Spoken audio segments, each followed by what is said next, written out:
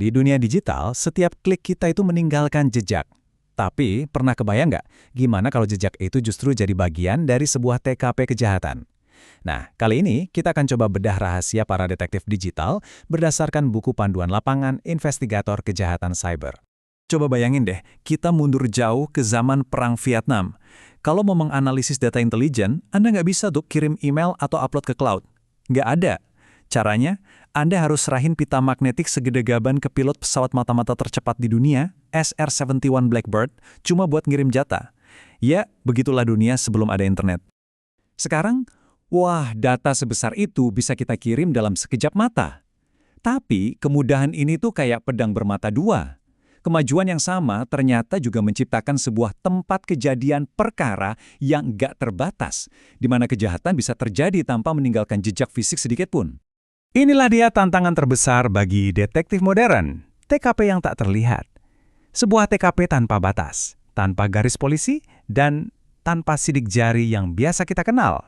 Ada satu prinsip dasar banget di dunia forensik yang bilang kalau setiap kontak pasti meninggalkan jejak.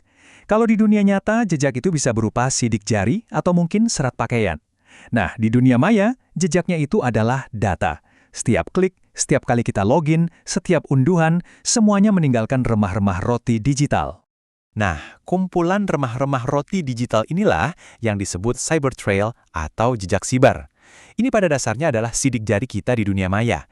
Isinya ya log, file, riwayat browser, email yang mencatat setiap gerak-gerik kita secara online.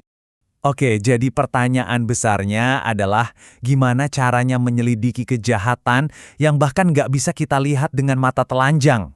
Jawabannya ada di sebuah proses yang super metodis dan ekstra hati-hati. Semuanya itu dimulai pada jam-jam pertama yang paling kritis. Waktu seorang investigator tiba di TKP digital, wah, setiap detik itu berharga banyak.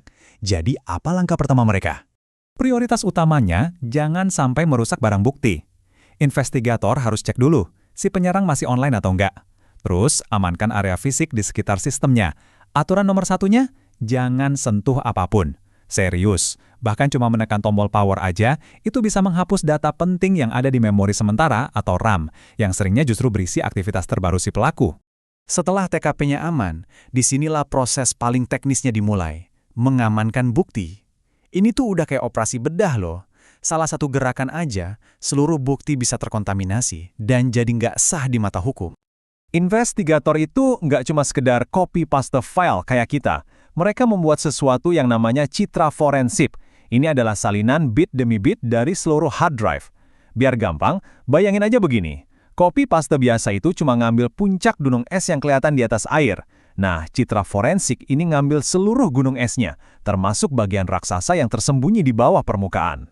Ini dia salah satu konsep paling penting dalam forensik digital. Waktu Anda menekan tombol hapus, file itu sebenarnya nggak benar-benar lenyap loh. Sistem operasi kita cuma melepas penandanya, jadi ruang itu dianggap tersedia untuk ditimpa file baru. Nah, jeda waktu inilah yang jadi. Ya, bisa dibilang tambang emas bagi investigator untuk memulihkan bukti yang kita kira udah hilang selamanya. Dengan bukti yang sudah diamankan dalam citra forensik, pekerjaan mereka pindah dari TKP ke laboratorium digital. Disinilah perburuan yang sesungguhnya dimulai, yaitu mencari cerita kejahatan di antara miliaran bit data. Mereka nggak cuma melihat file yang ada, mereka menggali lebih dalam lagi, ke tempat-tempat seperti slack space, itu sisa ruang kosong di akhir sebuah file, dan unallocated space, tempat file yang dihapus menunggu untuk ditimpa. Ini mirip kayak detektif yang memeriksa bagian bawah karpet atau celah di dinding. Justru disitulah petunjuk-petunjuk tak terduga sering banget ditemukan. Jadi tujuannya adalah merangkai semua potongan puzzle ini, fragmen file, log, dan data-data tersembunyi untuk merekonstruksi cyber trail tadi. Dari situ, mereka baru bisa menceritakan kisah kejahatannya secara lengkap. Siapa pelakunya, apa yang mereka lakukan, kapan, dan gimana caranya.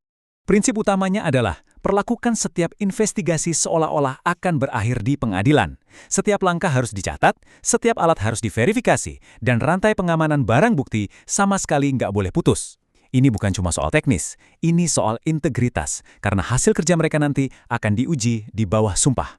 Nah, ini semua membawa kita kembali ke jejak kita masing-masing. Di dunia yang serba terhubung ini, kita semua adalah penulis cerita digital kita sendiri, entah kita sadar atau tidak.